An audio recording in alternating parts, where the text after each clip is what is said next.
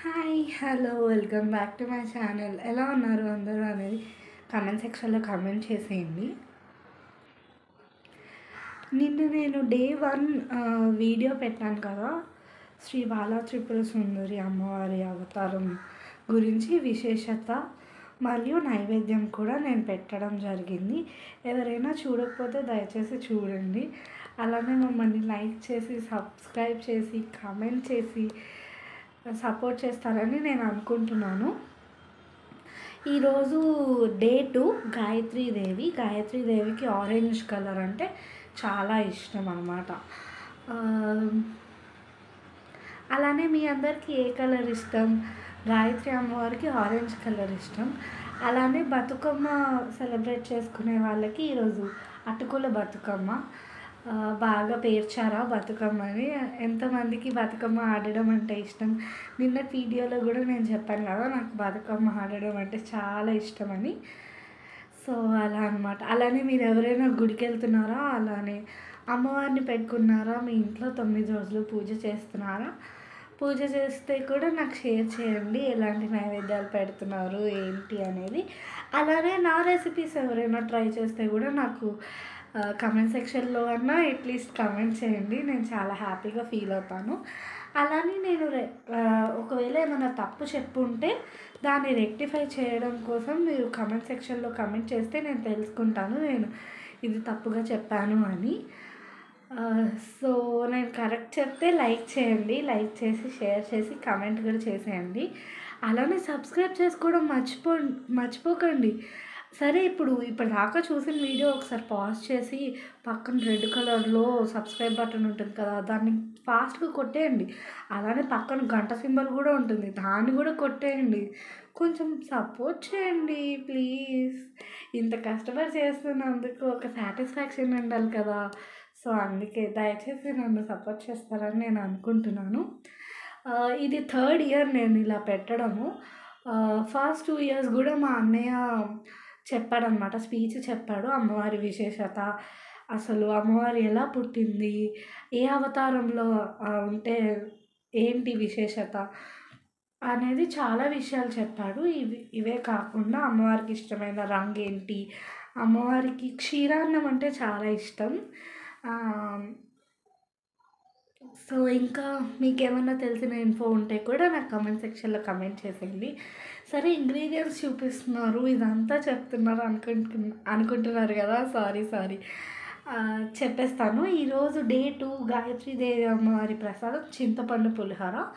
చాలామందికి తెలుసు చింతపండు పులిహోర, నేను చాలాసార్లు నా వీడియోలో కూడా పెట్టడం జరిగింది. బట్ ఈరోజు కొంచెం డిఫరెన్స్తో ఆవ పెట్టి చేస్తున్నాను అనమాట. ఆవు పెట్టిన పులిహోర పొద్దున చేసుకుని సాయంత్రానికి చాలా బాగుంటుంది. ఆవు పెట్టినవి ఏవైనా సరే మధ్యాహ్నం చేసుకుని రాత్రి తింటే చాలా బాగుంటుంది. ఇది వరకు మా అమ్మమ్మ వాళ్ళ కాలంలో రాత్రి చేసుకుని పొద్దున్న తినేవాళ్ళంట, మా అమ్మమ్మ ఎప్పుడూ చెప్తూ ఉంటుంది.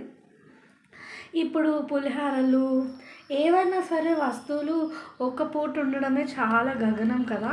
మా అమ్మమ్మ వాళ్ళ టైంలో అయితే ఒక్కరోజు కాదు 2 రోజులు కూడా ఉంచుకుని తినేవాళ్ళంట పులిహోర, పూర్ణం బూరెలు అలాంటివి. ఇప్పుడు మనకు వచ్చేవి ఏవి కరెక్టో ఏవి కల్తీవో కూడా తెలియట్లేదు కదా. సో మనకి పాలంటిది కరెక్ట్గా తెస్తున్నారా లేదా అనేది చాలా డౌట్ ఉంది కదా. ఎంతమంది పాలు తాగే వాళ్ళు పాలు మానేశారు, టీ కాఫీలు మానేశారు అనేది కూడా కమెంట్ సెక్షన్లో కమెంట్ చేయండి కల్తీ వల్ల. సో ఇంకెందుకు ఆలస్యం, మీకు బోర్ కొట్టించకుండా ప్రసాదం ఏంటి అనేది చెప్పేస్తాను ప్రాసెస్. నేను 2 కప్స్ రైస్ తీసుకున్నాను, దాన్ని బాయిల్ చేద్దాం ఫస్ట్. అలానే చింతపండు తీసుకున్నాను. ఇవి తిరుగుమూత సామాన్లు. అది ఆవ పెట్టడానికి కొంచెం ఆవాలు, కొంచెం మెంతులు, ఎండుమిర్చి, అవి పల్లీలు. ఇందులో ఏమో పచ్చిమిర్చి అండ్ ఎండుమిర్చి ఉన్నాయన్నమాట. సో నేను ఒకసారి దగ్గరగా కూడా చూపించేస్తాను మీకు. సో కనిపిస్తుంది కదా ఇవి. అలానే ఇవి పల్లీలు, ఇవి ఎండుమిర్చి, ఆవాలు అండ్ మెంతులు ఎక్కువ తీసుకోకండి, చేదొచ్చేస్తుంది. ఆవాలు కూడా అంతే. సో ఇందులో ఆవాలు, మినపప్పు, జీలకర్ర మాత్రమే తీసుకున్నాను. మీరు కావాలనుకుంటే శనగపప్పు కూడా తీసుకోవచ్చు, అలానే గుండు మినపప్పు కూడా తీసుకోవచ్చు అన్నమాట. సో నేను ఈ కప్తో 2 కప్స్ తీసుకున్నాను rice. So 2 times as usual కడిగేసి మనం కుక్కర్లో పెట్టుకుందాం. ఉడికిన తర్వాత మళ్ళీ మాట్లాడతాను. సో నేను ఆల్రెడీ అన్నం ఉడికించేసుకున్నాను. 3 విజిల్స్ ఉడికించుకున్నాను. ఇప్పుడు మనం నెక్స్ట్ ప్రాసెస్లో స్టార్ట్ అవుదాం. నేను ఆల్రెడీ కడాయి పెట్టి సిమ్లో పెట్టాను. ఫస్ట్ ఆవాలు, మెంతులు రోస్ట్ చేసుకుందాం.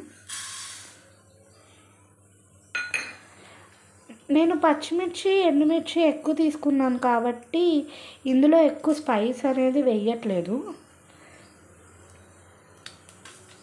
మీరు ఇంత కూడా వద్దనుకుంటే ఇంత కూడా తగ్గించుకోవచ్చు ఇందులో కూడా.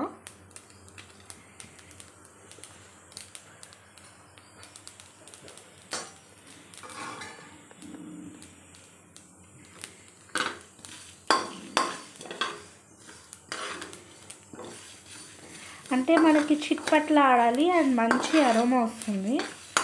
అప్పటిదాకా మనం ఫ్రై చేసుకోవాలన్నమాట.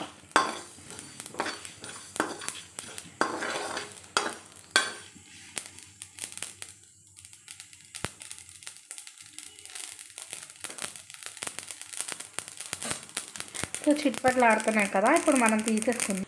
సో నేను అవి ఇలా పక్కన పెట్టుకున్నాను. కొంచెం చల్లారాలి. చల్లారిన తర్వాత మనం మిక్సీ చేద్దాం కచ్చా పచ్చాగా. సో ఇప్పుడు మనం తిరగమూత ప్రాసెస్ అనేది చూద్దాం.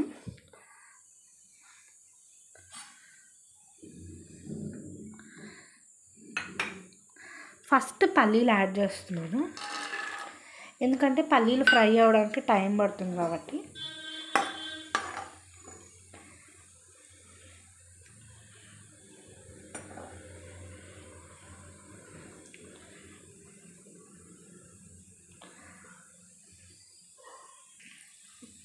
పల్లీలు కూడా చిట్పట్లు ఆడుతున్నాయి కదా, సారీ. ఇప్పుడు మనం తిరగమూత దినుసులు కూడా వేసేసుకుందాం. ఆవాలు, మినపప్పు, జీలకర్ర. చాలామంది జీలకర్ర వేయరు పులిహోరలో, బట్ నేనైతే వేస్తాను. పచ్చిమిర్చి, ఎండుమిర్చి కూడా వేసేసుకుందాం.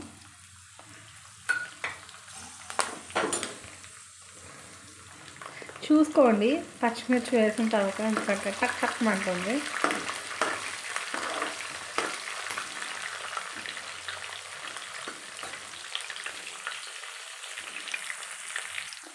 అండ్ అలానే ఇందులో ఇంగువ,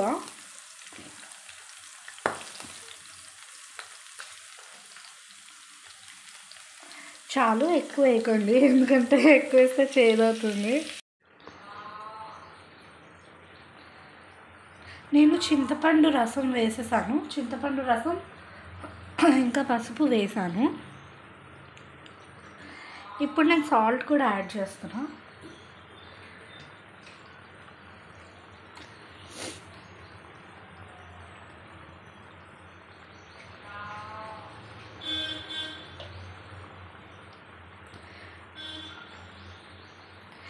టూ కప్స్కి కాబట్టి నేను ఇంత వేసుకుంటున్నాను. అలానే నేను కచ్చాబచ్చాగా దంచుకున్నాను. కనిపిస్తుందా మీకు? అదనమాట. ఇది కొంచెం బాయిల్ అవ్వాలి. కొంచెం బాయిల్ అయితే మనం రైస్ అనేది వేసేసుకోవచ్చు ఇందులో.